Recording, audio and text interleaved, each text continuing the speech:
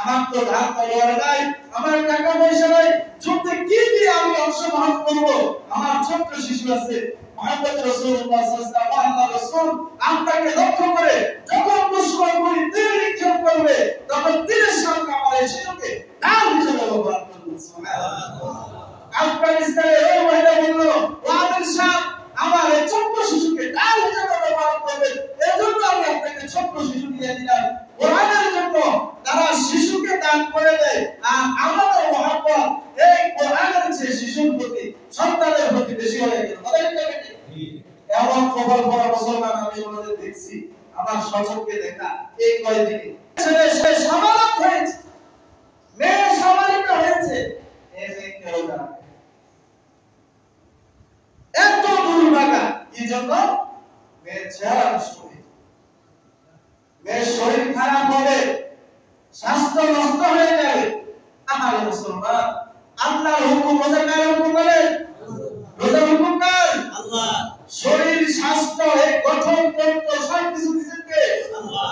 এই ছেলেটা কিছু ছিল না, নাম নিশানাও ছিল না, কোনো অঙ্গ প্রত্যঙ্গ কিছু ছিল না, আল্লাহ তাআলা জিরো থেকে এত সুন্দর কাঠামো দিয়া, এত সুন্দর সূরত দিয়া এই সন্তানকে গঠন করে আল্লাহ তাআলা তোমাকে দিয়েছে। আর এই সন্তানকে তুমি এখন আল্লাহর হুকুম পালনে বাধ্য করো। আল্লাহর হুকুম জানা সে এই না আগে আল্লাহর হুকুম অমান্য করে এখন তুমি এদেরকে বাধ্য করতেছো, তার স্বাস্থ্য নষ্ট হয়ে যাবে, শরীর খারাপ হয়ে যাবে। ওভার পড়া দুর্ভাগা মুসলমান ছাড়া এটা কোন সত্যিকারের মুসলমান ইমামওয়ালা মুসলমান কাজ করতে পারে না। আল্লাহ হেফাজত করবেন। আমি এই স্বাস্থ্য দেওয়ার মালিক, সুস্বাস্থ্য দেওয়ার মালিক কে? আল্লাহ। সন্দেহ আছে? কারো সন্দেহ আছে?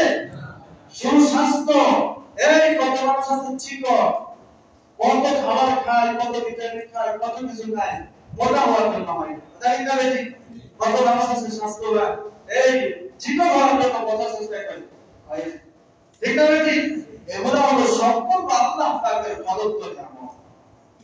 আল্লাহ পাকের প্রদত্ত নিয়ামতের উপরে হাত তোলার কারো অধিকার আল্লাহ হেফাজত করুন, বলেন আমিন।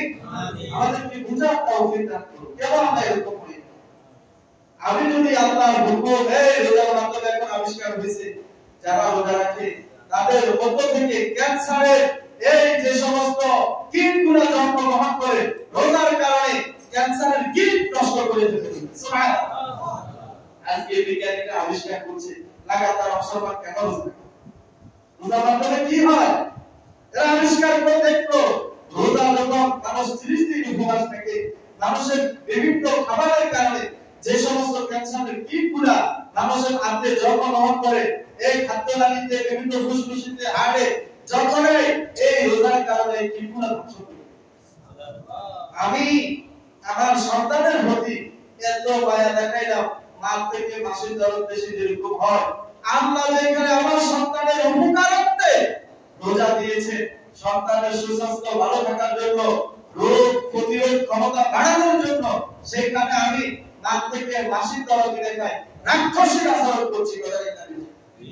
মা থেকে যে বেশি দরদ দেখায় সে আসলে কি দরদ রাক্ষস? তাহলে আল্লাহ থেকে যে ব্যক্তি বান্দার প্রতি বেশি মহব্বত দেখায় ওই ব্যক্তি আসলে মহব্বত দেখায় না, সে বান্দার রাক্ষস হয়ে সে বান্দার ক্ষতি করার চেষ্টা করে।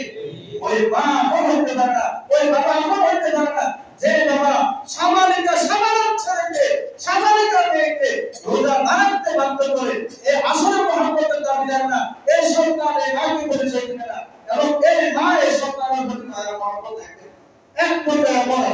কারণ যে ব্যক্তি আল্লাহর হুকুমের সামনে হাত তুলবে, আল্লাহ তাআলা তার মহব্বতের জায়গায় হাত দিয়ে দিবেন। ঠিক না বেশি? আল্লাহ হেফাজত করুন আমাদেরকে, বলেন আমিন।